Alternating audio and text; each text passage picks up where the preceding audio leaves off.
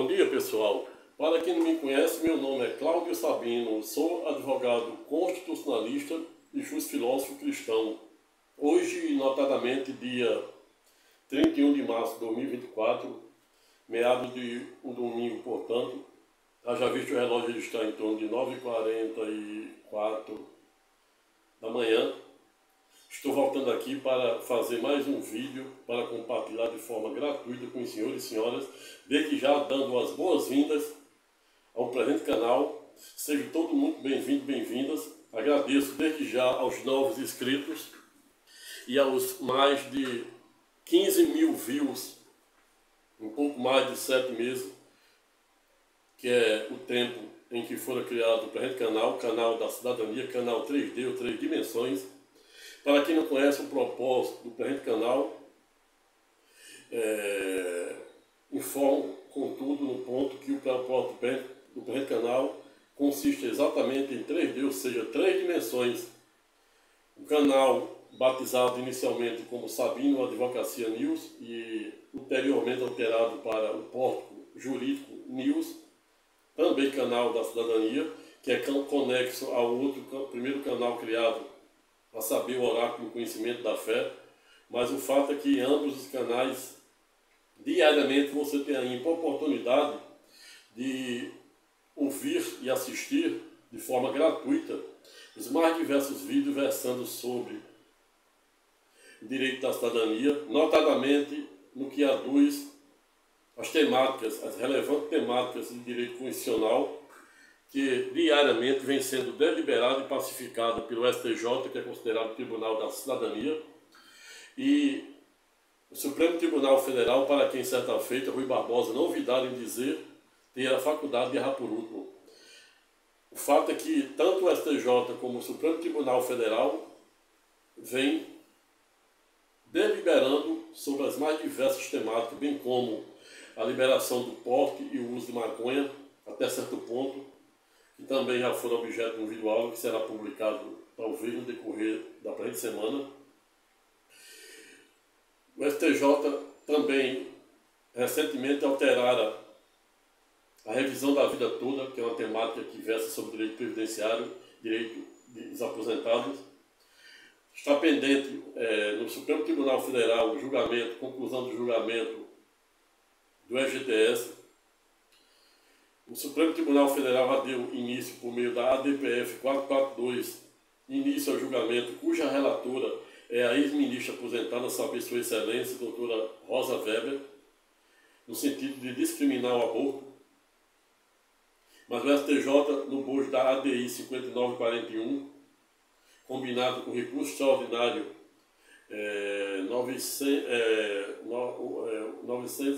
860-631, pacificado também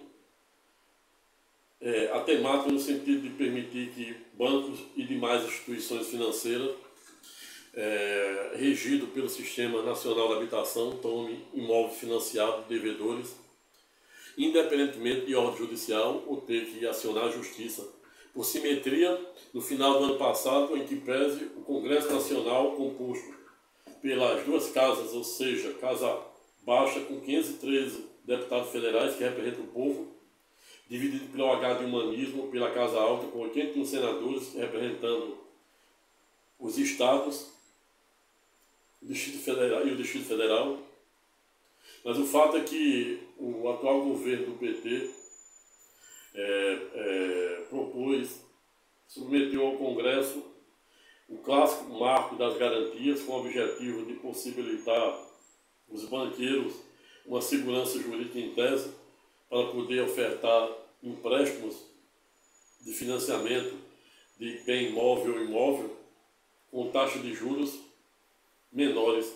Mas na prática, dado o projeto que fora ipsilis aprovado no final do ano passado pelo Congresso, acabaram mais prejudicando os trabalhadores, consumidores, especial classe média, do que propriamente beneficiando, a ponto de permitir até mesmo que os bancos, doravante, ou a partir de então, tomem veículos financiados com o Instituto da Alienação Fiduciária, por simetria do que fizeram com o julgamento da constitucionalidade ou não da Lei 9.514/97, ainda do governo Fernando Henrique Cardoso, mas o fato é que, por simetria,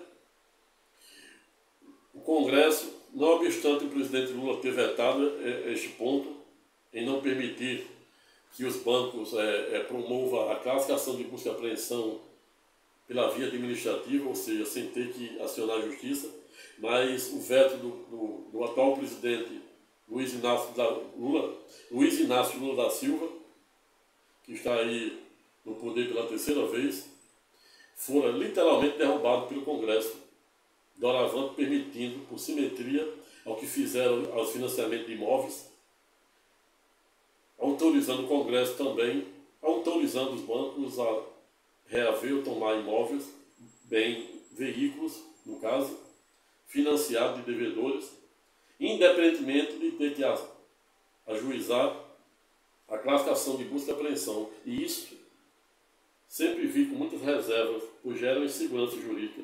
Pois antes já havia manifestas e reiteradas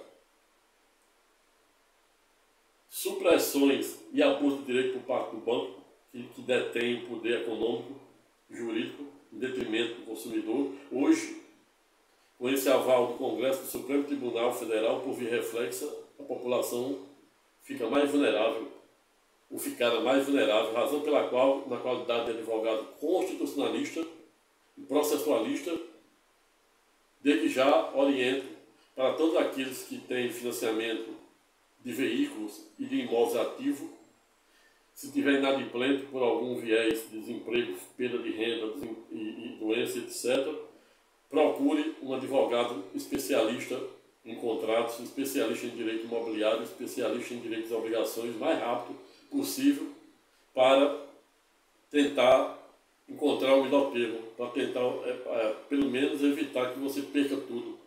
Fique sem imóvel, fique sem a sua casa própria, fique sem o seu veículo, não obstante você a ter pago uma quantidade expressiva, pois no pior das hipóteses em que pese, você terá no mínimo direito a uma prestação de conta.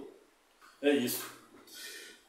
Razão pela qual convido novamente o senhor e a senhora que estão chegando agora no presente canal, para, se gostar do presente vídeo, dar seu like, apertar o sininho para ser avisado para os próximos vídeos que serão postados no presente ano corrente, que não serão poucos.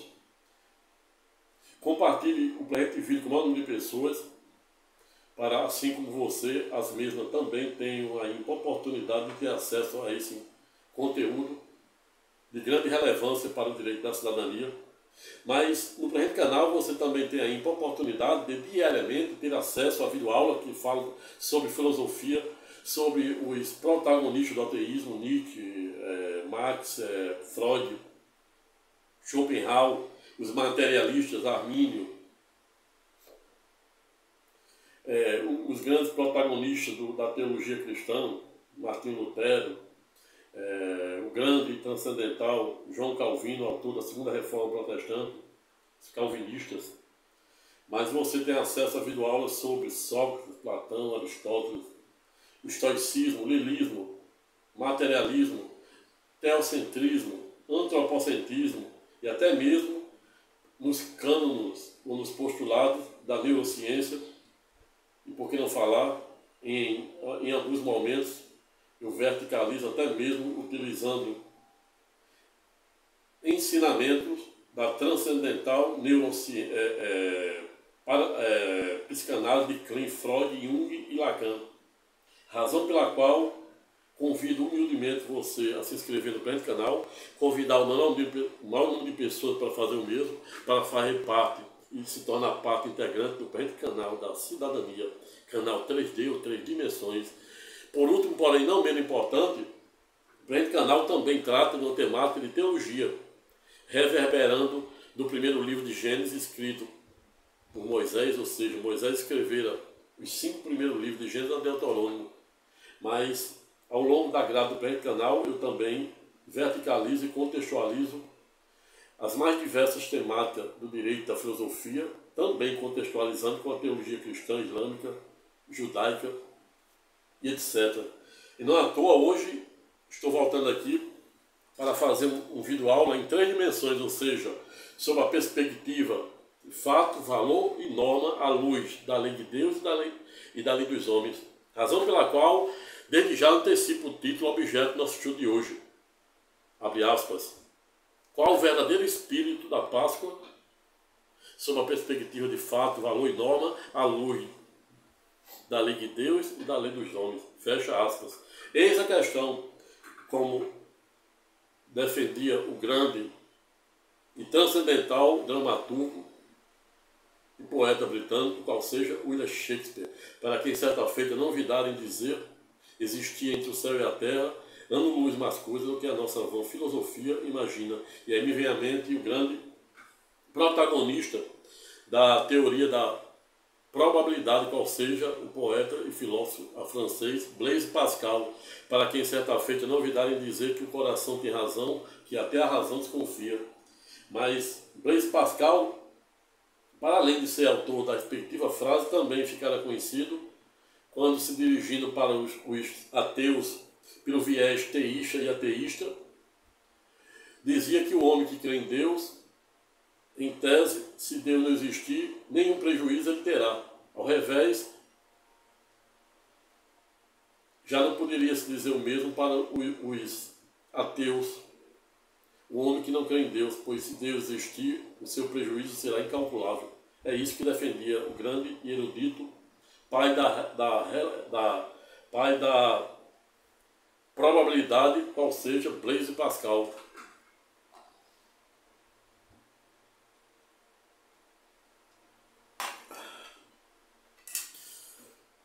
Dito isto, e para que o presente vídeo aula em tese não fique maior do que eu pretendo, já vai somente aqui com quase 12 minutos, somente desse pórtico de entrada. Começo lembrando que todo texto, seja ele dissertativo, narrativo, literário, em que pese, deve preceder no mínimo de antítese ou introdução, tese, que é a parte do fundamento, e síntese, que é a parte da conclusão. Razão pela qual dou início à nossa primeira parte, qual seja a introdução, no sentido de fazer uma contextualização sob a perspectiva teológica, filosófica e histórica, para você poder entender os contornos e alcances do pano de fundo ou de mérito da presente temática. No sentido de lembrar, contudo, no ponto, a origem, o gênese do dia de hoje, a saber, o dia de Páscoa, onde a Igreja Católica, notadamente a Igreja Católica, comemora hoje. Para você poder compreender o básico do básico deste importante dia, qual seja a Páscoa, que estamos dentro dele, temos que viajar no período do Carnaval, finalzinho do Carnaval, qual seja a quarta-feira de cinza. Pois é, a quarta-feira de cinza serve de marco inicial para a clássica quaresma, que se dá exatamente, pega a data que vai cair a Páscoa, em todos os anos, retroage 40 dias e você chega notadamente na quarta-feira de cinza, que dá início à clássica quaresma da Igreja Católica. E a Igreja Católica faz isso exatamente em alusão aos 40 dias em que Moisés, no Antigo Testamento, passara orando no deserto e voltara ipsilis, ou seja, literalmente iluminado, a ponto de inspirar o grande pintor Michelangelo a construir, e por que não dizer, a esculpir a erudita e bela estátua ou escultura de Moisés, a ponto de Michelangelo, quando conclui a respectiva estátua de Moisés, remontando aquele período em que ele passara 40 dias, 40 noites no deserto, voltar a ipsilis iluminado, quando terminou, dada a obra, achou que ficou tão perfeita que pediu para Moisés até mesmo falar. Isso aí está lá se encontra essa estátua, notadamente no Vaticano.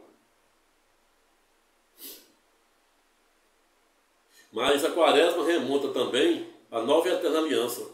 Jesus reproduzindo essa mesma liturgia feita por Moisés de 40 dias no deserto, orando, também insere da nova e eterna aliança repetida.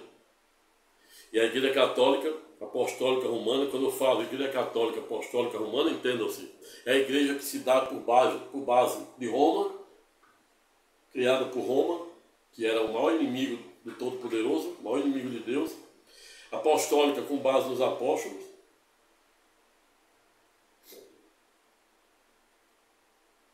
e que tem como crença acreditar em um único Deus, razão pela qual ela é parte integrante das 3 maiores religiões monoteístas do mundo, a saber, o cristianismo, com cerca de quase 2,5 bilhões de cristãos no mundo.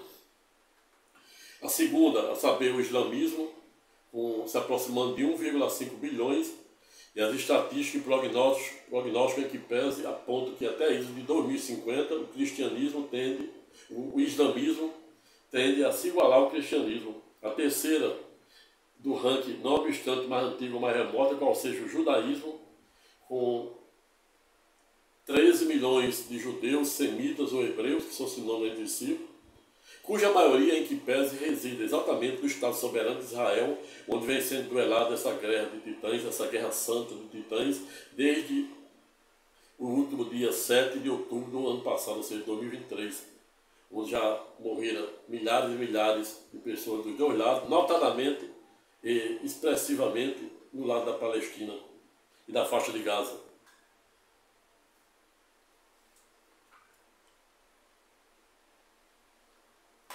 Pois bem, você já sabe o que é a origem da quaresma.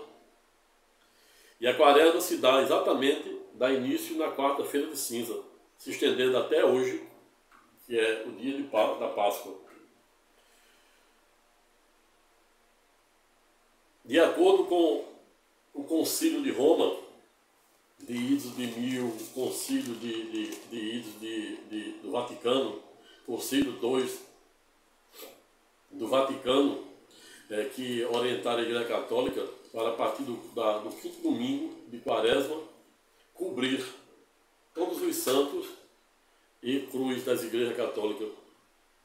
E esse 5º domingo de Quaresma se dá exatamente no domingo de Ramos, que representa aquele momento em que Jesus triunfara no lombo do jumento, filho de jumenta, em Jerusalém.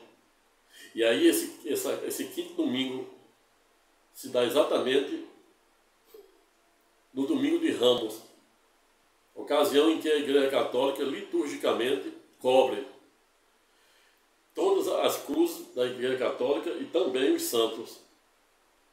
Não obstante todas as cruzes da Igreja Católica serem literalmente descobertas a partir da sexta-feira e os santos permanecendo até o sábado, ato contínuo somente sendo descoberta. E aqui fiz para simbolizar, aqui um pano branco, um véu branco. Hoje é o dia de descobrir todos os santos. Aqui temos, de um lado, a mãe de Jesus, Maria, e mãe de Jesus, esposa do poder do Espírito Santo. Aqui do lado temos a padroeira do Brasil, e no meio tem no meio não porque ela é maior do que Maria, tem no meio porque ela estava mais alta e não tinha como colocá-la de forma diversa. Santa Rita de Cássia, que é italiana, uma santa muito famosa. Inclusive, fiz meu batismo na igreja de Santa Rita de Cássia, notadamente em Ponta Negra. Tive a honra, no ano passado, de ser agraciado com o dom do poder do Espírito Santo na Igreja Católica, que antes eu era na Igreja Protestante, mas fiz questão de ser rebatizado na Igreja Católica, exatamente por ser a Igreja Católica aquela que mais, em tese, representa a palavra de Deus, não somente representa, como simboliza de forma transcendental e erudita, portanto, o cristianismo, na acepção jurídica do termo. Não obstante, em tese, como um justo filósofo cristão, pois, como já venho dizendo a Yuris, assim como não faço discurso partidário no presente canal, não farei, não tenho a menor pretensão de fazer nenhum discurso de caráter eminentemente político partidário, também por via reflexa não tenho por premissa e por filosofia fazer nenhum discurso religioso de caráter eminentemente ideológico, tampouco partidário. Pois para mim, o que importa é você acreditar em um único Deus, a saber, o Senhor dos Exércitos dos Anjos do terceiro céu, aquele que Epimenes, 500 anos de Cristo, o denotara como o Deus desconhecido, e os cretenses da época, perguntando para Epimenes, 500 anos de Cristo, notadamente no Areópago, que era uma das cortes supremas da antiga Grécia, ao lado do tribunal dos Heliastas, composto pelas 10 tribos da antiga Grécia. Inclusive, o Areópago, em que pese, julgava os crimes de sacrilégio. Já o tribunal, a Corte Suprema dos Heliastas, representada pelas 10 antigas tribos da Grécia, por via reflexa, fora palco do julgamento de Sócrates, do grande pai da filosofia, em Isis de 399 a.C. Naquela sentada, o seu querido discípulo Platão, indignado porque Sócrates não se defendia de gravíssima acusação, e ele disse: não irei me defender de uma acusação que não existe. E Jesus, por via reflexa e por simetria, em sede da nova e eterna aliança, fizeram o mesmo. Também, quando foram submetidos a 3 cortes, a primeira, o Sinédrio, composto por 71 anciões, cujo o chefe era representado pelo Caifás, fora julgado, submetida pela instância do Sinédrio, sob o domínio de Caifás, depois submetida à segunda instância, sob o governo de Pôncio Pilácio. Pôncio Pilácio teve a oportunidade de reconhecer por 3 vezes a inocência de Jesus e preferiu entregar Jesus à mercê da própria sorte. Remeteu para a terceira instância, que era do imperador Herodes. Chega o processo de denúncia de condenação de Jesus na mão do imperador Herodes. Herodes se declina da competência e devolve para a segunda instância, qual seja Pôncio Pilácio. E Pôncio Pilácio, tendo a oportunidade por 3 vezes de reconhecer a inocência de Jesus, preferira quedar-se omisso e entregar Jesus simplesmente à mercê da própria sorte, ou seja, de seus maiores algozes, ou seja, na pessoa de Caifás, que era o chefe do Sinédrio.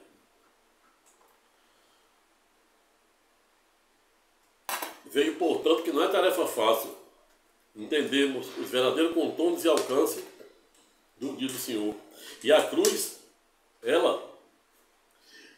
o pano branco já é tirado dela desde a sexta-feira. Ao revés do que aduz aos santos, somente hoje é que ela ficou despida do manto branco. Veio, portanto, que o dia de hoje é comemorado com chocolate e com coelhinho da Páscoa.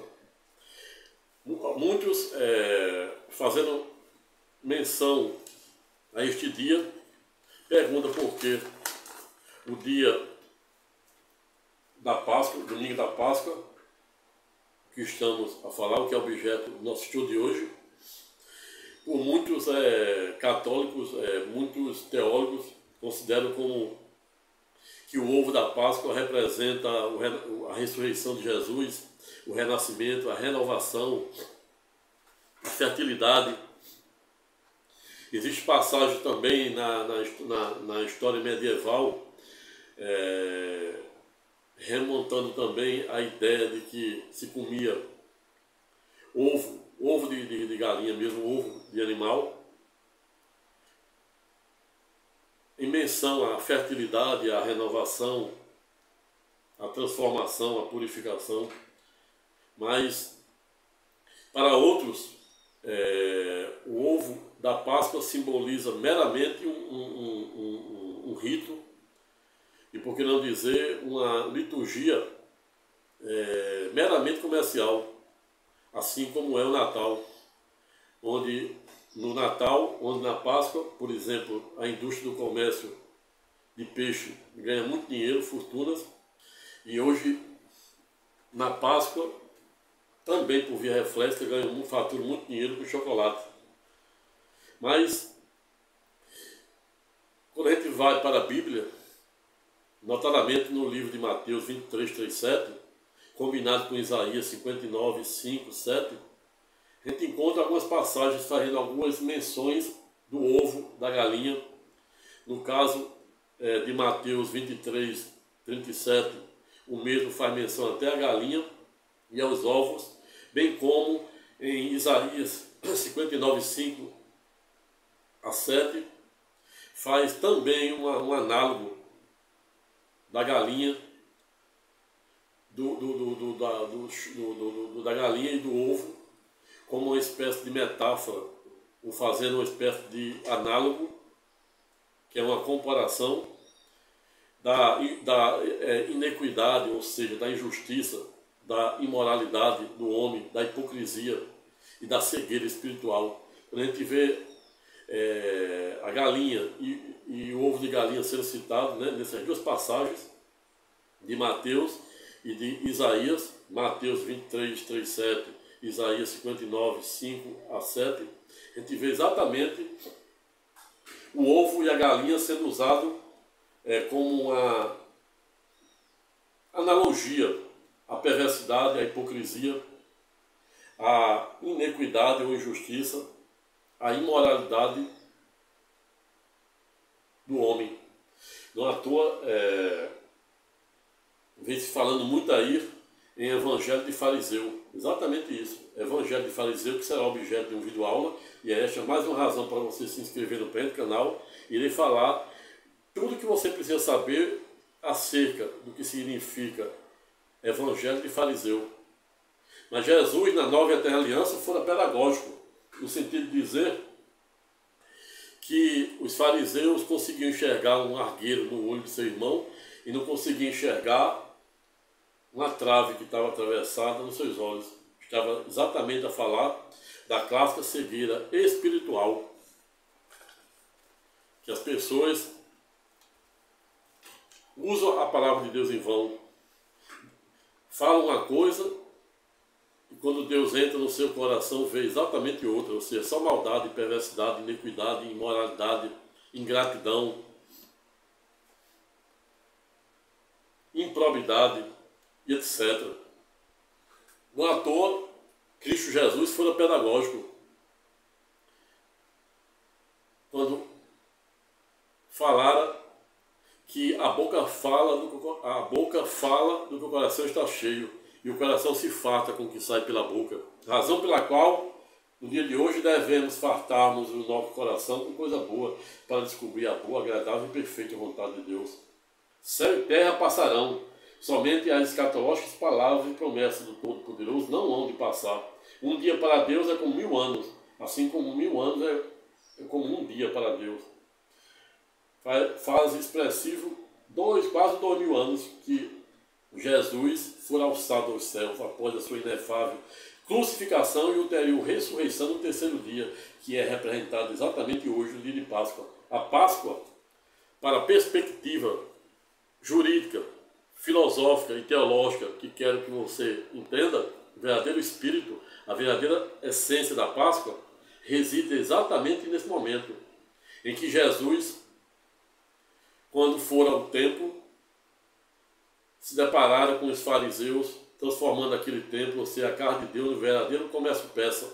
E ele, não obstante ser Deus, ele ter se feito maldito, para nos fazer bendito, ele ter se esvaziado do trono de Deus, na pessoa, ter se feito homem, na pessoa de Cristo, para ser o nosso Redentor e sumo sacerdócio na ordem de Melquisedeque, ele também se indignaram no templo, a ponto de pegar um chicote e sair dando as mais legítimas reprimendas, pois se indignar é legítimo, desde que se faça no palco adequado. E quando estamos a falar do Criador do céu e da terra, aquele que no livro de Apocalipse disse ser o alfa e o ômega, ou seja, o primeiro e o último, o início e o fim, o princípio e a eternidade, hoje e sempre, amém? Para ele não existe limite. Deus é atemporal. Para além disso, ele não se submete ao tempo dos homens e, pior ainda, à nossa vontade. E esta é a razão pela qual o homem pede, ora e ora, reza e reza, e às vezes parece nunca acontecer. Porque Deus não atende os nossos pedidos dentro do nosso tempo, e sim dele, pois ele é atemporal. Para além disso, ele não nos atende dentro da maneira que pedimos, e sim dentro de seu modus operandi.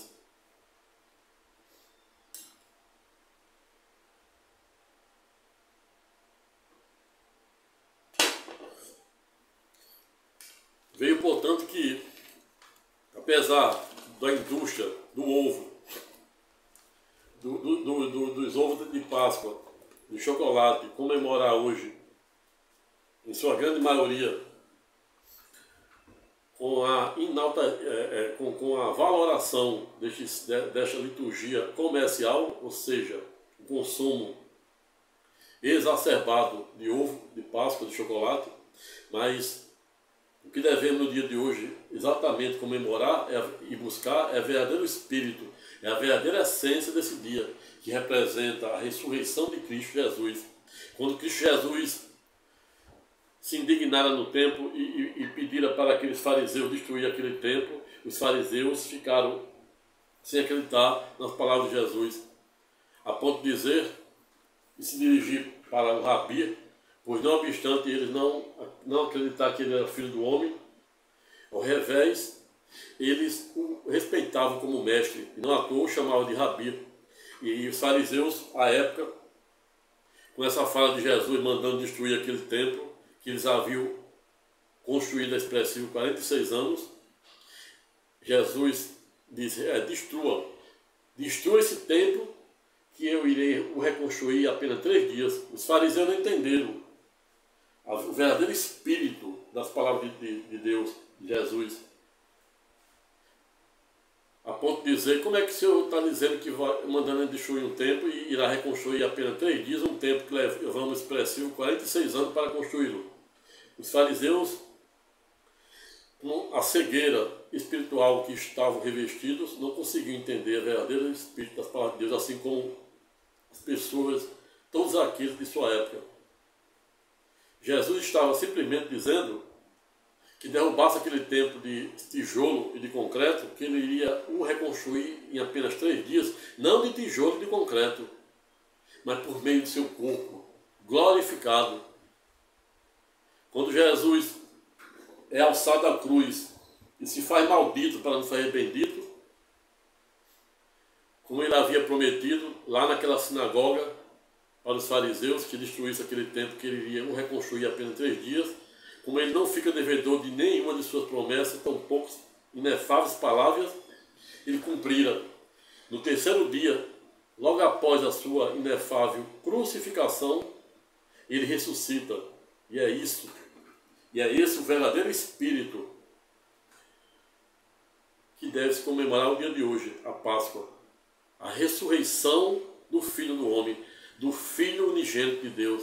Aquele que estava no trono de Deus, se esvaziou do trono de Deus para se fazer homem e servo na pessoa de Cristo, para ser o nosso Redentor e sumo sacerdócio na ordem de Melquisedeque, pois ele sabia e sabe, há de eterno, que somos, dada essa nossa miserável natureza humana, incapazes de sermos salvos pelas nossas obras. E aqui me vem à mente a erudita e transcendental tese da soberania divina de João Calvino, a ponto de dizer que Deus é poderoso de tal maneira que ele só salva e escolhe quem ele quer. E nesse ponto João Calvino, em tese, não estava errado, pois basta observar toda a cronologia bíblica, não demanda-se nenhum esforço hercúleo para observarmos que Deus fora seletivo em toda a cronologia bíblica.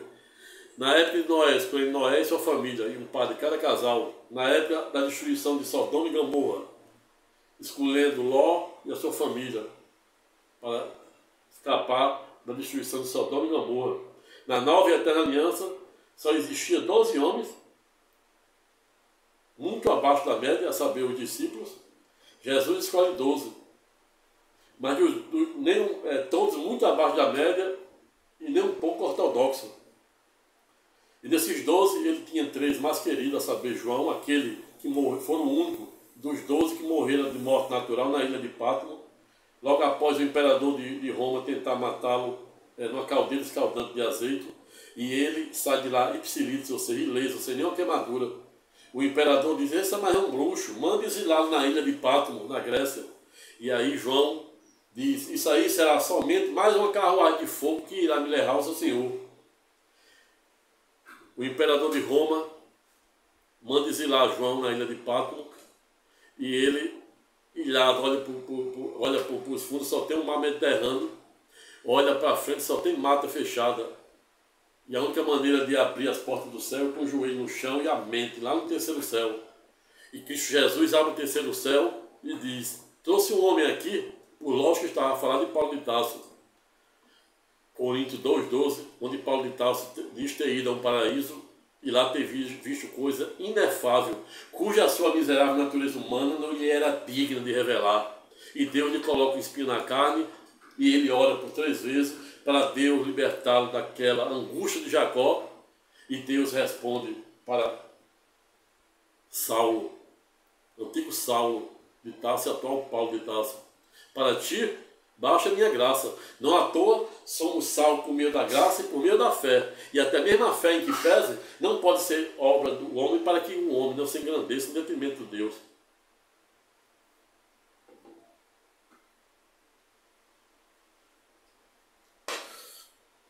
Mas João, exilado na ilha de Pátmos, Cristo Jesus, o alfa e o ômega, ou seja, o primeiro e o último, o início e o fim, o princípio e a eternidade, hoje e sempre, amém, fora pedagógico em dizer: trouxe um homem aqui, por lógico estava falando de Paulo de Tarso. Mas ele ficou impressionado de tal maneira que não conseguiu escrever uma vírgula. Pega um papel e um lápis e escreva as 7 cartas escatológicas dirigidas aos 7 anjos que ficam odiernamente ou atualmente localizados no interior da Turquia. Onde uma dos 7 anjos era Laodiceia, que só teve reprimendas. Ao revés, quando Cristo Jesus dirige a carta para o anjo de Filadélfia, é só elogios. Razão pela qual Filadélfia deve ser a igreja modelo para todo cristão ortodoxo, ou no mínimo que pretende ser. Filadélfia, para quem não sabe, deve representar no dia de hoje Pedro Simão. Quando Jesus dissera que Pedro Simão era a rocha onde ele ia edificar a sua igreja, por lógico que Cristo Jesus representa a cruz, não estava a dizer que Pedro Simão seria a base da igreja, da sua igreja. Pois quem é a base da igreja é a Petra. Petra significa rocha. A base da igreja é o próprio Cristo Jesus. É isso aqui, a base da igreja é isso aqui. As montanhas é o lugar onde Deus se encontra. E o Monte Sinai e o Vale da Sombra da Morte é o lugar onde Deus usa para construir a nossa fé de forma gradativa, assim como ele fez com Abraão. Na ocasião em que Abraão, não obstante ser natural de Ur, mas quando Deus aparece para Abraão para propor uma aliança que iria nos vincular a todos, ele estava notadamente na cidade de Arã. E ele diz: Abraão, rico, porém pagão, e o Todo-Poderoso, no alto de sua infinita grandeza, diz: abandone toda a sua parentela e vades. Ele não disse que ele fosse para Canaã. Abraão, naquela época, a Mesopotâmia é onde tudo se dera, região que tinha água, rio Nilo e o rio Eufrates, onde tudo se dá, e não à toa. Todo conflito que existe, o maior conflito que existe no Oriente Médio é tudo nessa região, na região da Mesopotâmia e do rio Eufrates. Oriente Médio. Para quem não sabe, o Oriente Médio ele é Oriente Médio porque é a linha divisória entre o mundo ocidental e o mundo oriental. E não à toa é lá que existe o canal de Suez, onde dá vazão a toda a economia da Ásia, da Europa, para o mundo ocidental, que é o nosso.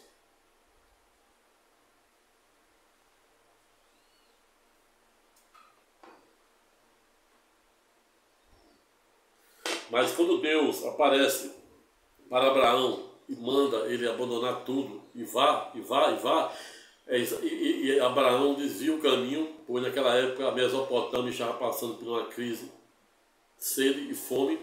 Ele vai em direção ao Egito, chega ao Egito, a ponto de mentir até mesmo para o faraó, que Sara, que o nome era Sarai, Deus mudou para Sara, que significa princesa. Mas Abraão ficou com medo de ser morto pelo faraó, em razão de sua mulher, saber Sara, ser muito bonita, e não à toa, Deus colocou o nome dela de princesa. E Abraão, com medo de ser morto, mente para o faraó. Na verdade, Abraão fez uma meia mentira, pois quando ele disse que Sara era sua irmã, pois na verdade Sara era sua irmã por parte de pai. Mas o que faz na cultura judaica, o que transmite a descendência não é o pai, e sim a mãe. O que diz que um homem ou uma mulher é judeu ou judia, é se ele nascer de uma judia, uma mãe judia, e não de um pai judeu. E sob essa perspectiva, Abraão fez meia mentira, razão pela qual Deus o perdoou. Por quê? Porque ele de todo não mentira. A mentira foi uma meia mentira, pois de uma forma ou de outra a Bíblia nos informa que Sara era sua irmã por parte de pai e não por parte de mãe.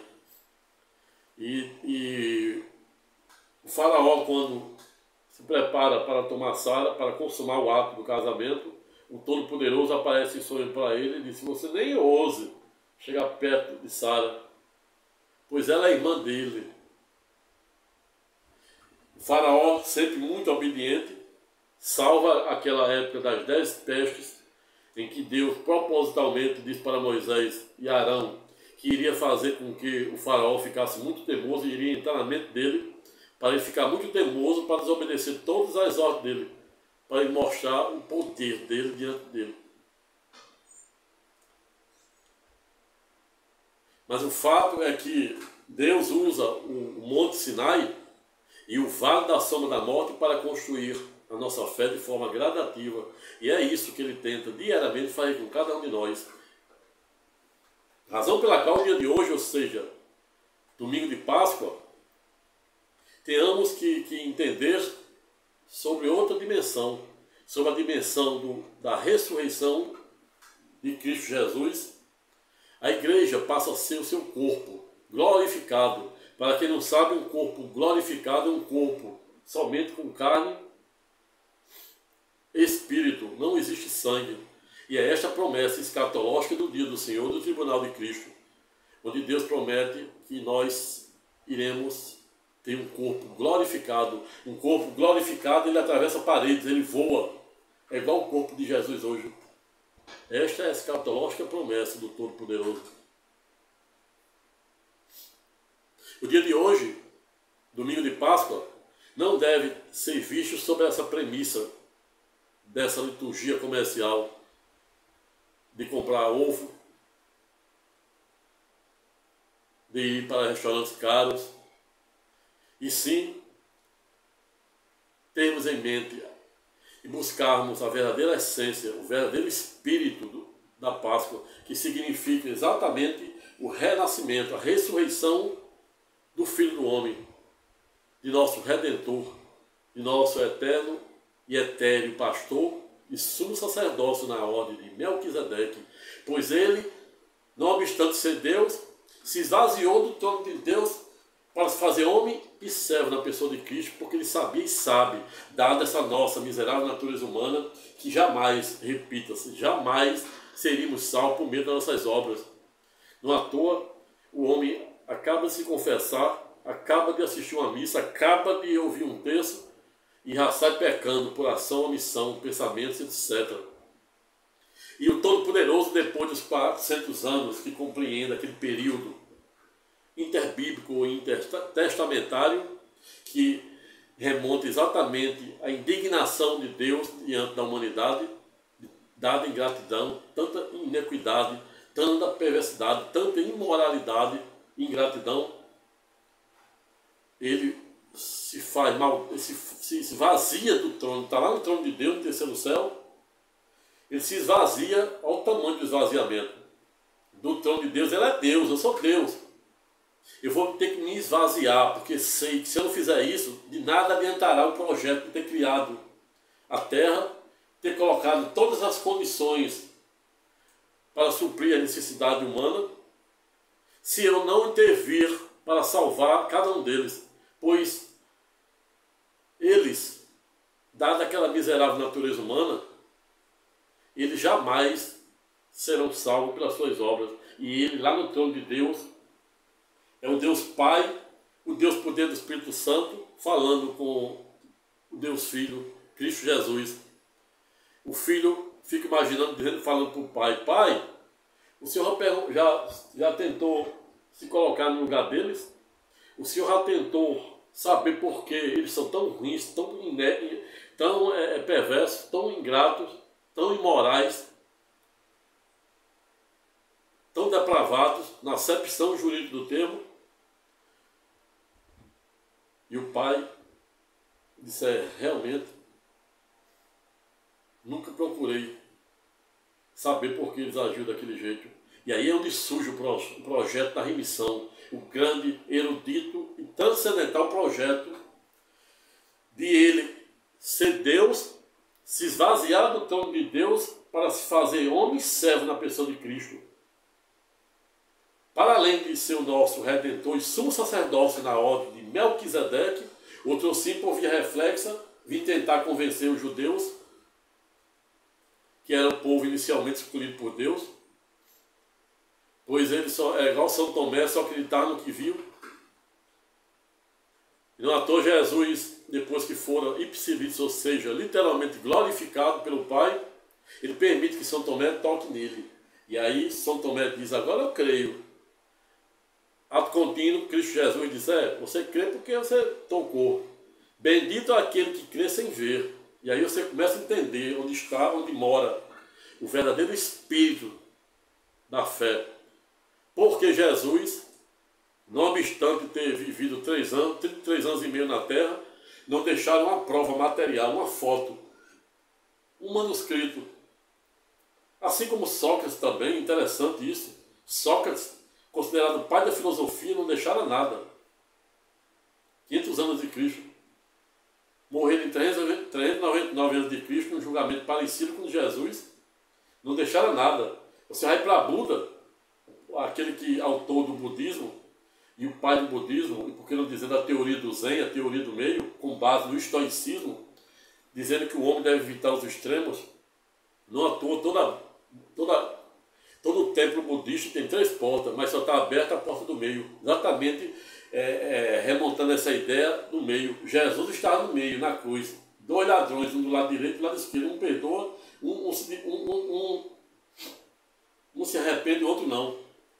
Na transfiguração de Cristo Jesus, eles estavam o quê? No meio também. De um lado estava quem? Moisés, e o outro Elias. Elias representando 3 anos e meio de poder que Deus deu para ele abrir e fechar os céus. E do outro Moisés, representando a lei mosaica e o êxodo. Não à toa, salvo engano, artigo 47 do livro escatológico de Apocalipse, que significa revelação, a revelação de Cristo Jesus na ilha de Patmos para seu querido apóstolo João, que morreu aos 94 anos na ilha de Patmos. Cristo Jesus, salvo engano, o artigo 97 seguinte do livro escatológico da Bíblia, é pedagógico em dar pistas de quem seria as 2 testemunhas do dia do Senhor, dando a entender que será Elias e Moisés. Não obstante outros defenderem uma corrente teológica e filosófica, defender que em tese pode ser aquele que for alçado ao céu na carruagem de fogo, Enoque, a saber Enoque, mas pela pelo artigo 47 do livro escatológico da Bíblia, tudo indica que as duas testemunhas do dia do Senhor será Elias, representando 3 anos e meio de poder que Deus dera a ele para abrir e fechar os céus. Elias, para quem não sabe, é o profeta muito interessante, muito importante, pois ele pregara ipsilício no deserto. Chegaram na casa da viúva, para além de abastecer a jarra de azeite da mesma, e garantir comida em toda a sua estada, ressuscitaram o filho também da viúva. E outra coisa interessante do profeta Elias é que ele, para além de pregar exclusivamente no deserto, ele também pregara nu. E Deus mandava comida para Elias por meio dos corvos. Deus também dera poderes para Elias abrir o rio Jordão.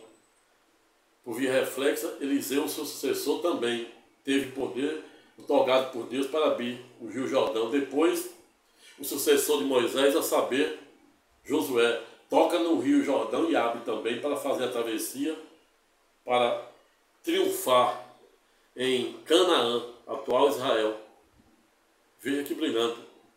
Mas Eliseu, sucessor de Elias, foram um dos profetas de Deus que fizeram mais milagres, como curar o filho de Sulamita com 7 espirros, curar a lepra do general da Síria, saber Naamã, com 7 mergulhos no rio Jordão, purificar o cozido que estava envenenado, fazer flutuar o machado que havia também caído no rio Jordão, fazer com que os soldados do rei da Síria ficassem cegos e depois devolver a visão, fazer com que o seu funcionário fosse acometido com a lepra, por ter se feito passar pelo mesmo na hora em que ele curar a lepra do general da Síria, saber Naamã, e Naamã queria recompensar o profeta Eliseu, ele disse que não queria nada, e aí seu funcionário, pelas costas, e a revelia do profeta Eliseu, vai atrás do rei da Síria, saber Naamã, e diz que o seu senhor, a saber, o profeta Eliseu, havia se arrependido e pediu para ele mandar o que ele havia prometido. Eliseu sabe, e Deus dá poder para ele aplicar uma lepra nos próprios funcionários dele. E por via reflexa, em que pese, Eliseu, não obstante fazer esses milagres, morreram de lepra, pois a lepra era uma doença da época. E o mais interessante de todos, que mesmo após a morte de Eliseu, a Bíblia nos informa que ele tocara no cadáver e o cadáver ressuscitou. Veja o tamanho do poder que Deus dera para Eliseu.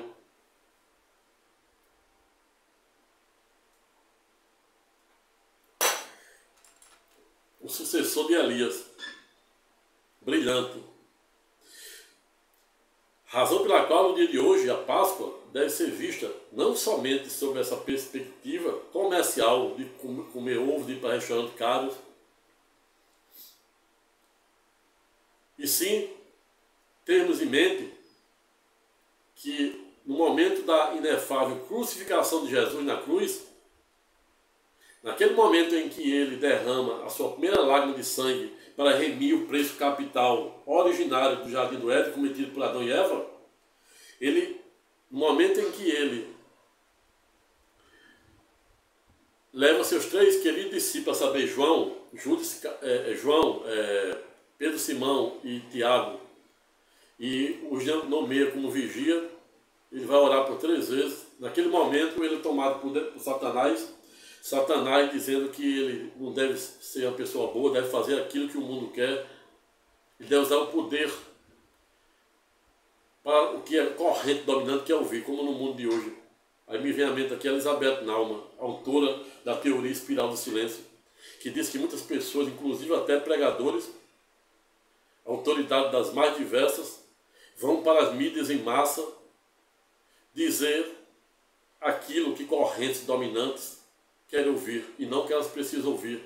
Ou seja, é como você pegar a Bíblia e somente defender a teoria da prosperidade, teoria da libertação, como na verdade A Bíblia fala de castigo, fala de renúncia, fala especial de esvaziamento.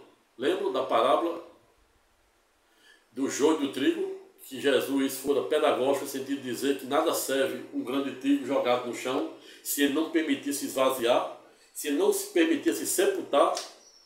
E por sepultar se entendam, é você ter uma grandeza, um espírito de resiliência, empatia tão grandioso como Jesus teve, de se permitir se sepultar na terra, morrer, ou seja, é você dividir o pão, se só tem um pão, é você dividir o pão que você tem com aquele que está precisando, é você ser solidário com uma pessoa que está precisando de uma palavra amiga, um aperto de mão, é você não ser avarento com o dinheiro, porque o dinheiro tem que ter uma função social, como eu já escrevi.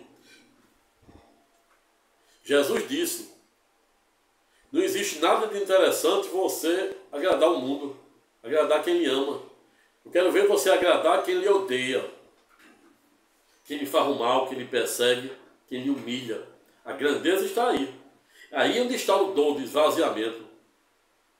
Porque se ele, sendo Deus, se esvaziou do trono de Deus para se fazer homem e servo na pessoa de Cristo, por lógico que ele está nos ensinando que se não houver esvaziamento, não haverá salvação.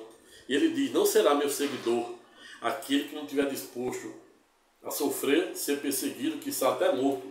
E não à toa, um de seus maiores algozes, qual seja Saulo de Tarso, ele escolhera, quando ele ia armado até os dentes, para perseguir, prender, quiçá até mesmo matar os discípulos de Jesus que se encontravam pregando na Síria. E Cristo Jesus intercepta Saulo com a tocha de fogo. Saulo, como um verdadeiro e fervoroso soldado romano, soube de plano reconhecer a autoridade de Jesus. Quando diz quem é, Jesus disse, Saulo, este é aquele que você persegue, Jesus. E Saulo, na primeira sentada, não olvidara em reconhecer a autoridade divina do Todo-Poderoso. Em ato contínuo, Jesus aparece em sonho para Ananias. Diz, Ananias, estou enviando aí na tua casa de beira da praia um homem. Ananias pergunta, um homem? Eu quero que você o receba, o batize e o alimente, que ele vai estar muito fraco. Pois doravante ele será meu pregador. Ananias diz, como é o nome dele, Senhor? Diz, o nome dele? O nome dele é Saulo de Tarso. O que, Senhor? Saulo? O nosso maior algoz, em que pese estava vindo armado até os dentes para nos perseguir, prender, quiçá até mesmo matar. E Cristo, Jesus, no alto de sua infinita grandeza, disse para Ananias, Ananias, Saulo, eu escolhi Saulo para ensiná-lo a sofrer pela minha causa. E desde a primeira pregação de Saulo até o último suspiro, quando ele fora literalmente decapitado, Saulo disse ter feito um bom combate. E entenda-se como bom combate é você não abrir mão dos seus valores éticos e morais, é você não abrir mão daquilo que você acredita, é você não abrir mão daquilo que revela a vontade e o propósito de Deus. Mas não somente isso, pois Tiago é pedagógico, quando diz que cumprir somente a lei de Deus em detrimento da lei dos homens, também nos coloca na condição de pecadores. Não à toa, na parábola, dê a César o que é de César e dê a Deus o que é de Deus, os fariseus, em mais uma de suas manifestas pegadinhas, tentavam induzir Jesus a erro, ou ao estado ou a falsa compreensão da realidade, perguntando o que ele achava ou entendia sobre pagar imposto a César. E ele diz, pega a moeda, o que é que está estampado na moeda? Porque Jesus, ele tinha uma técnica de responder todas as perguntas na forma de pegadinha para os fariseus, fazendo outra pergunta, pois ele é Deus, era e é, ad eterno. Quando os fariseus perguntavam algo da Torá, ele dizia, o que é que diz a lei? Então cumpra assim. Certa feita eu fui perguntar a ele, porque ele estava curando um cego de nascença num sábado, que se no passado existia um dos 10 mandamentos, que era não, Deus criou o céu e a terra em 6 dias e que escolheram o 7º dia para descansar. Os judeus chamam de Shabatá. E foram interceptar Jesus e tentar condená-lo, porque ele estava trabalhando, curando no sábado, no dia de domingo, no dia de sábado. Ele disse para o fariseu, se você tiver um carneiro, o carneiro cair no sábado, no domingo, você vai esperar o domingo para tirar ele de lá? Mas para além disso, ele fora pedagógico, no sentido de dizer, a lei, eu não sou destinatário da lei, eu sou a própria lei. Veja o tamanho da grandeza. Veja o que significa o pórtico de entrada deste dia que estamos a comemorar hoje, que é a Páscoa, em 3 dimensões, sob a perspectiva de fato, valor e norma, e não somente sob uma liturgia comercial de comer ovo de Páscoa e ir para um restaurante caro e apenas fazer o que os fariseus faziam, que era orar nas sinagogas em pé, em voz alta. E ele, lá em Mateus 6, é pedagógico. Diz, quando você quiser orar, vá para o seu quarto escuro e sozinho. E não fique orando e repetindo as mesmas coisas como os fariseus. Quando você quiser pedir algo, você nem antes de pedir, Deus sabe as suas demandas, pois Ele é onisciente, onipresente e onipotente. Não haja como os fariseus. Só os pagãos se preocupam com o que comer, beber e vestir, pois aquele que é meu seguidor, o fervoroso seguidor, na acepção jurídica do termo, terá o que comer, beber e vestir, e as demais coisas serão ipsilites, ou seja, acrescidas. Jesus, na parábola, quando ele diz que é mais fácil um camelo entrar no buraco da agulha do que um rico entrar no buraco no reino do céu, não estava, por lógico, condenando alguém a ser rico. Se fosse, o rei Salomão não teria sido o homem mais rico do seu tempo. E para além disso, o rei Salomão, filho do rei Davi, estava diante do Todo-Poderoso, poderia pedir tudo, riqueza, poder, mas só pedira por sabedoria para o mesmo governar diante de Israel. Não à toa, diante de simples pedido, pois o rei Salomão estava diante do Todo-Poderoso, e para além disso, o rei Salomão sabia que o seu pai, a saber, o rei Davi, era um dos queridos do Todo-Poderoso. E esta é a razão pela qual ele poderia pedir tudo, por dinheiro, por poder.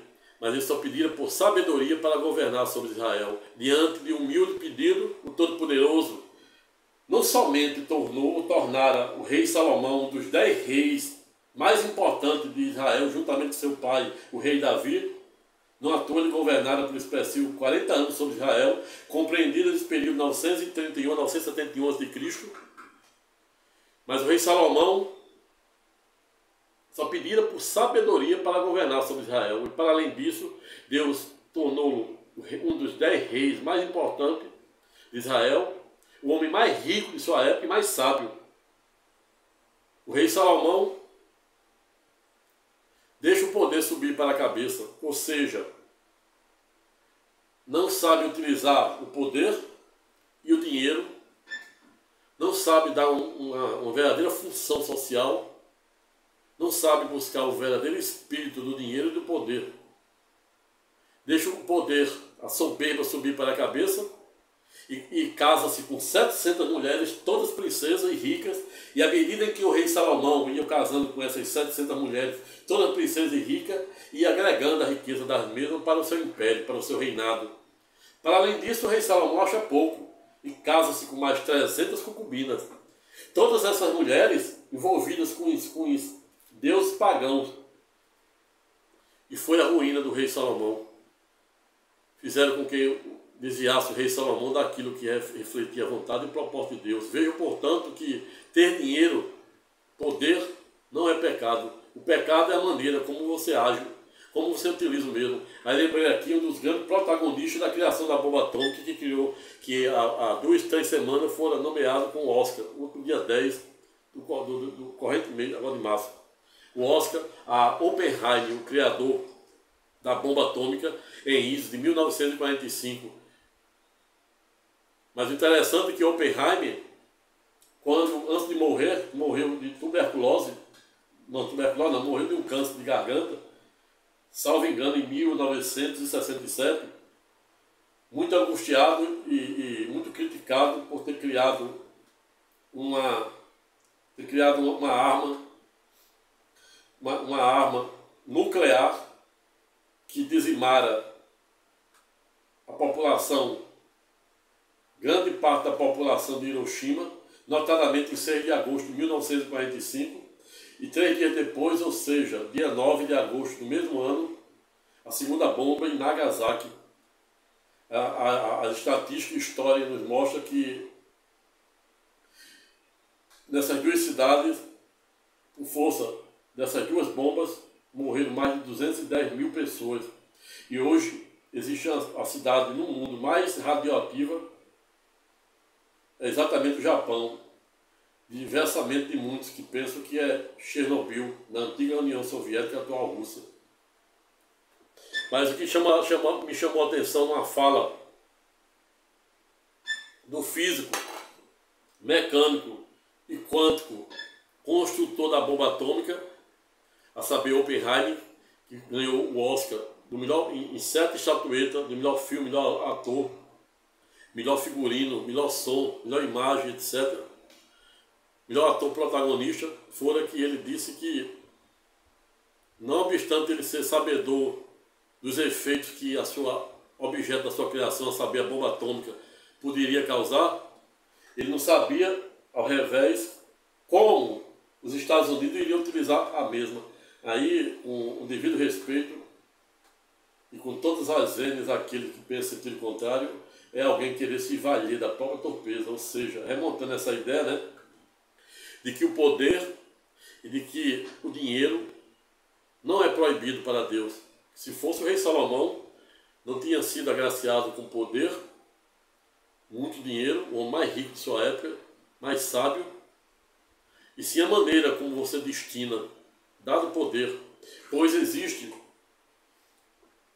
homens que são milionários, como na década de 1900 o americano Andrew Carnegie, considerado magnata do aço. 25% da produção de aço que abastecia os Estados Unidos era fabricada por ele.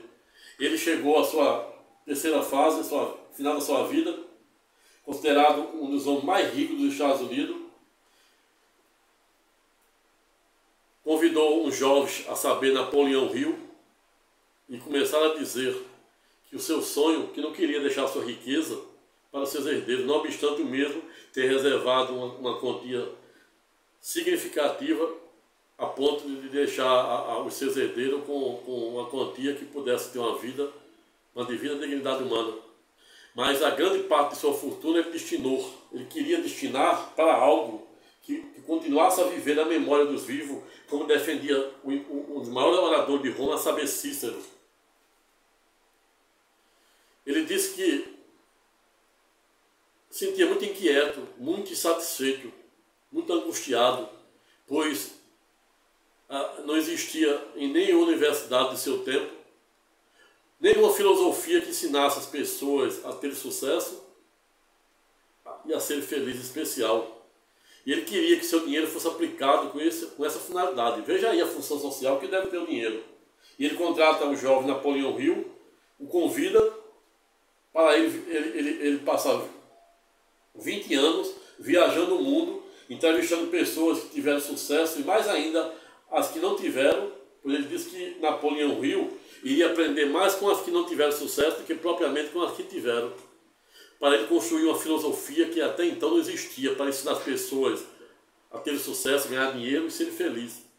Aí você vê o verdadeiro espírito que se deve dar ao dinheiro. Existem pessoas que são milionárias, bilionárias, como Elon Musk, como o francês de diversas grifes, que os dois vivem aí, um duelo aí de bilionário, quem um vive passando, janeiro estava ele, aí a hora passou, fevereiro com o bilionário Elon Musk, com o anúncio do primeiro implante de chip na mente humana, na sua empresa, a saber, Neuralink. Só ele aumentou 250 bilhões no seu capital, mas agora ontem eu vi uma matéria que o francês já ultrapassou ele novamente. Mas, não obstante essas pessoas serem ipsilícias, ou ser bilionários, considerados os homens mais ricos, eu pergunto, será que eles são felizes? Ou não passam de miseráveis? Pois a pior solidão é aquela acompanhada. Eu prefiro um miserável que só tem o que comer, o que beber, o que vestir, uma roupa ainda que rasgada, porém limpa, mas que ele consiga dormir, consiga colocar sua cabeça no travesseiro, consiga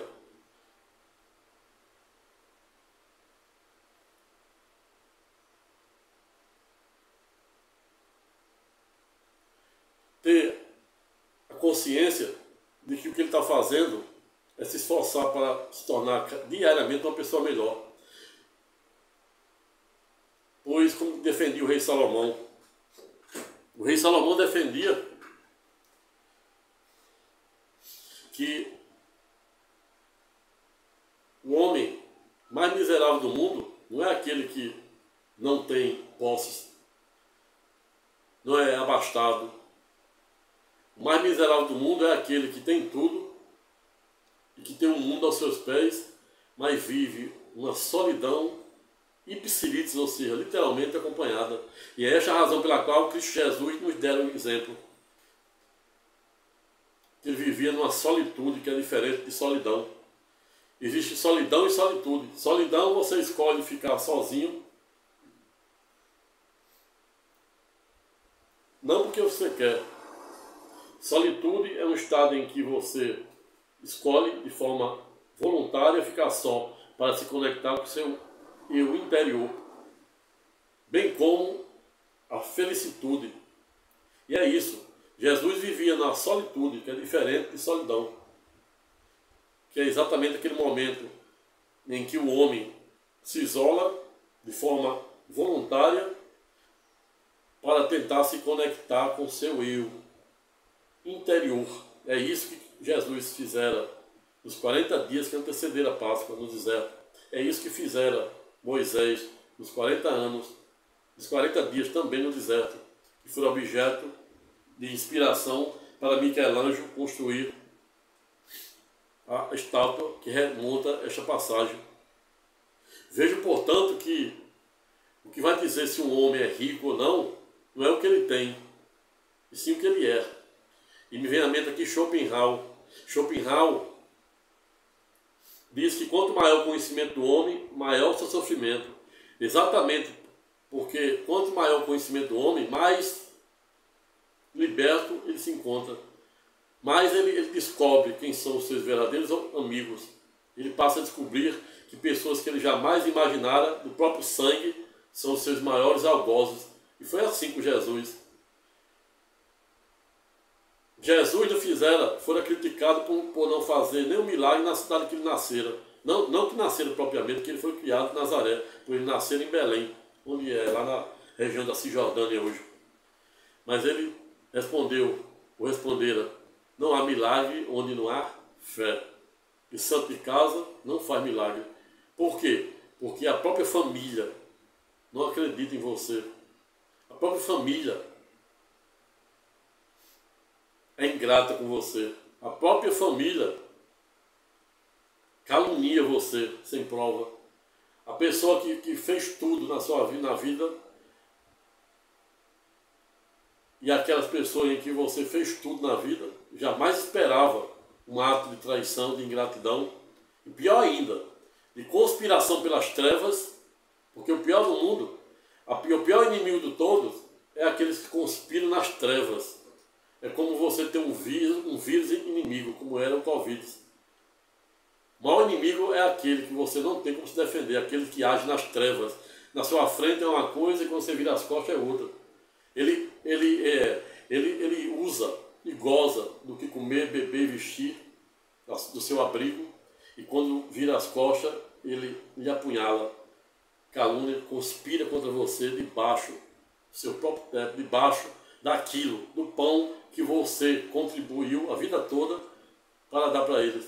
E continua fazendo. Jesus disse, não existe nada de grande, nada de grandeza, nada de interessante amar o mundo, ou seja, amar quem nos ama. A grandeza está em você conseguir ter espírito de resiliência e empatia para continuar a amar pessoas que conspiram nas trevas contra você. Ato contínuo, fazendo crer que quem consegue ter esse dom pode dizer que está no mais alto grau de proximidade com o Todo-Poderoso, pois é uma tarefa muito difícil. Não obstante, a depender da perspectiva e a depender do ângulo em que você se enxerga,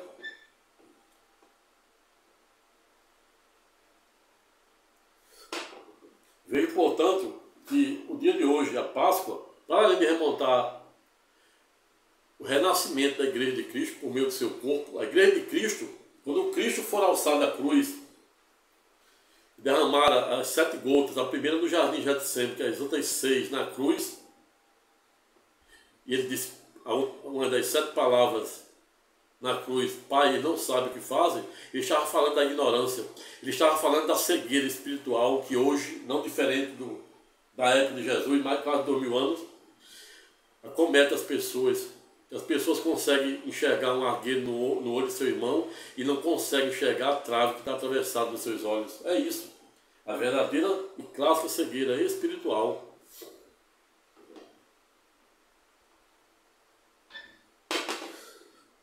Quando Cristo Jesus se fizera maldito para nos fazer bendito na cruz, era porque exatamente ele sabia e sabe que não somos capazes de sermos salvos por nossas obras. E não à toa somos salvos por meio da graça, por meio da fé. E até mesmo a fé em que pese deve ser obra de Deus, para que o homem não se engrandeça em detrimento delas. Naquele momento da cruz, em uma primeira síntese conclusiva, significa, para além do renascimento de Jesus, para além da promessa que ele fizera lá no templo, quando se indignaram com aqueles fariseus, mandando eles destruir aquele templo, que ele iria reconstruir apenas em 3 dias, a cruz e hoje a ressurreição dele, no 3º dia, significa que ele cumpriu a promessa feita lá no templo, quando ele disse que iria reconstruir aquele templo em apenas 3 dias por meio do seu corpo glorificado. Doravante, entenda-se, como igreja, na hora em que Cristo Jesus se fez maldito na cruz, para ser o nosso Redentor e sumo sacerdócio na ordem de Melquisedeque, naquele momento a cortina caiu e o véu se rasgou. E aquilo que no passado, na antiga aliança, se via de elo, de intermediação entre Deus e o homem, bem como os profetas, bem como a pessoa de Moisés, bem como a pessoa dos sumos sacerdotes da tribo de dos levitas e da tribo de Judá, a partir do momento da inefável crucificação de Cristo Jesus na cruz, a cortina caiu, o véu se rasgou. E isso significa que, doravante, não precisamos ir ou irmos para as sinagogas para estarmos diante do Todo-Poderoso. Não precisamos mais de intermediário. Podemos nos dirigir ou nos dirigirmos diretamente ao Todo-Poderoso, pois o seu trono, doravante, estará presente dentro, ou poderá, no mínimo, estar dentro de cada um de nós, a depender de como temos a sabedoria, o espírito de empatia, especialmente o espírito do esvaziamento, para nos permitir que o Todo-Poderoso, por meio do dínamo do poder do Espírito Santo, diariamente construa a nossa fé e permita que nos conectemos com o trono de Deus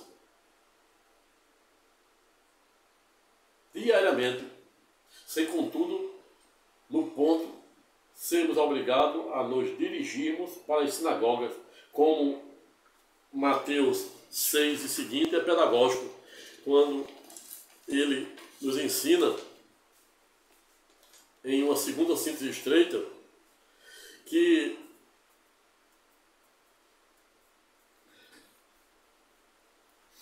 somente os pagãos se preocupam com comer, beber, vestir,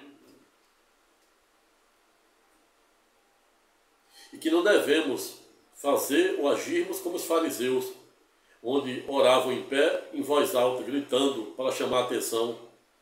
E ele diz, portanto, não se preocupe, dizendo que vamos comer, que vamos beber, que vamos vestir. Pois os pagãos é que correm atrás dessas coisas.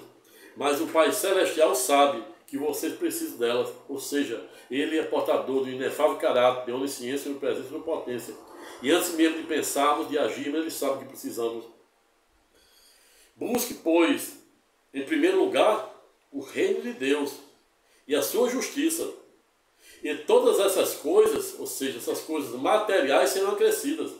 Ele está dizendo exatamente em Mateus 6 e seguinte, que tudo que o homem fizer, ele não pode colocar o resultado, o objetivo, em especial o dinheiro na frente. Tudo isso será consequência, pois ele sabe de todas as nossas demandas. O dinheiro, o poder, deve ser consequência daquilo que você faz com amor, com dedicação. Como eu estou aqui no domingo, enquanto muitos estão nas praias, viajando, sem nenhum demérito a quem está fazendo isso, tentando me esvaziar para tentar me conectar com a verdadeira essência deste dia, que é a Páscoa, que representa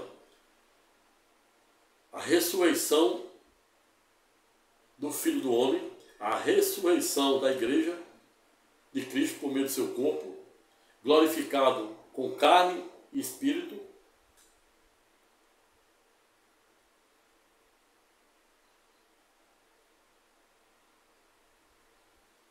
pois em Mateus ele é pedagógico, quando diz que somente os pagãos se preocupam com essas coisas. Razão pela qual lembro que o rei Salomão, não obstante ter pedido somente por sabedoria para governar sobre Israel, Deus o tornou um dos 10 reis, maiores reis de Israel, juntamente com seu pai, rei Davi, o homem mais rico e sábio. No ator ele escrevera 3 livros. O primeiro, Saber Cântico ou Cantares, que é um livro poético, onde ele diz: quem é ela? Quem é ela? Quem é ela? E o rei Salomão morre sem saber quem é ela, que ela é exatamente a igreja de Filadélfia. Esse modelo que deve ser. O rei Salomão, em seu primeiro livro, Cantares, ele retrata a nossa primeira vida ideológica, que todos passaremos e passamos. Escreve o segundo livro, a saber, Provérbios, que é um verdadeiro arcabouço jurídico e filosófico sobre a perspectiva ética e moral de como o homem deve se comportar na sociedade. Chega na sua terceira idade, escreve o livro Eclesiastes, no sentido de dizer que tudo passa e tudo é ilusão.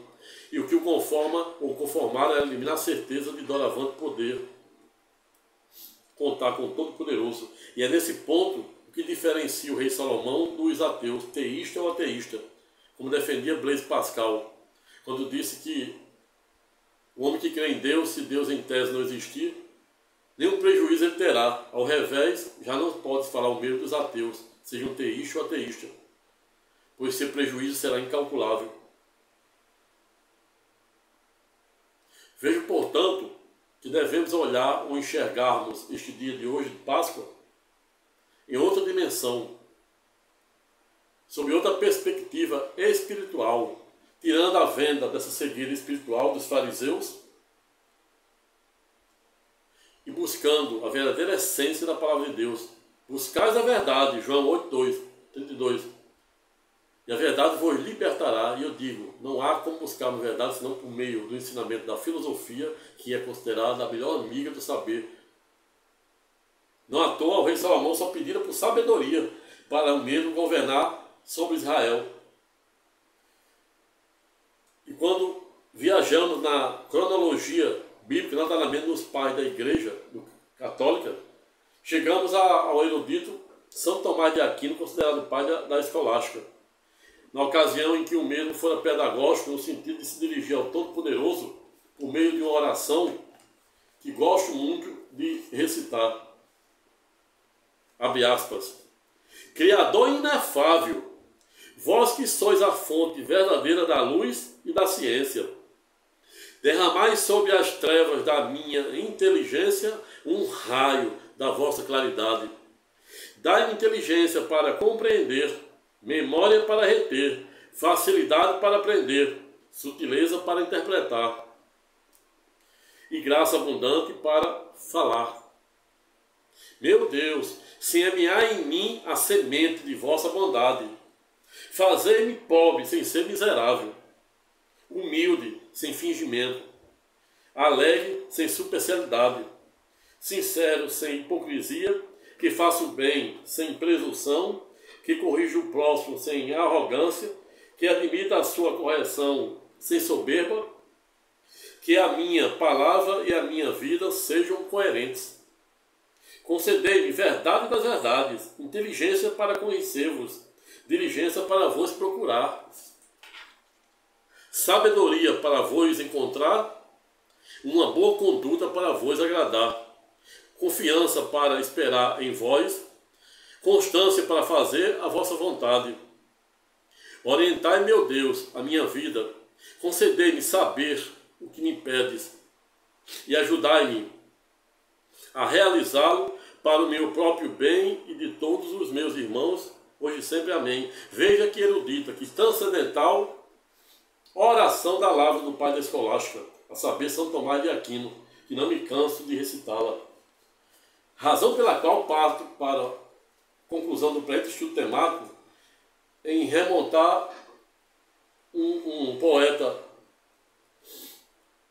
espanhol, qual seja Francisco Dumont Quevedo, que fora pedagógico no sentido de dizer que as palavras são como as moedas, onde às vezes poucas, como é o caso do euro, do dólar, em especial do dinar do Kuwait, que vale até 3 vezes mais do que o dólar, poucas valem muito, e ao revés, às vezes muitas não valem nada, como é o caso da moeda da Argentina, cujo presidente atual é o emblemático, cabeludo Javier Milei, que em breve será objeto de um vídeo aula onde eu irei contextualizar o que você precisa saber sobre a perspectiva do constitucionalismo argentino à luz da atual gestão de Javier Milei, que vem fazendo políticas nem um pouco ortodoxa, a ponto de tentar esvaziar o poder do parlamento, criando aí uma espécie de constitucionalismo abusivo. Se inscrevam no presente canal, que em breve irei trazer o que você precisa saber sobre o constitucionalismo à luz da Argentina, à luz do governo de Javier Milei. Razão pela qual finalizo o presente estudo temático no sentido de dizer que sou adepto das palavras, das poucas palavras que valem muito, como defendia o poeta espanhol saber Francisco Dumont Quevedo, no sentido de enfatizar em uma síntese conclusiva, portanto, que não somos santos e ninguém pode ser.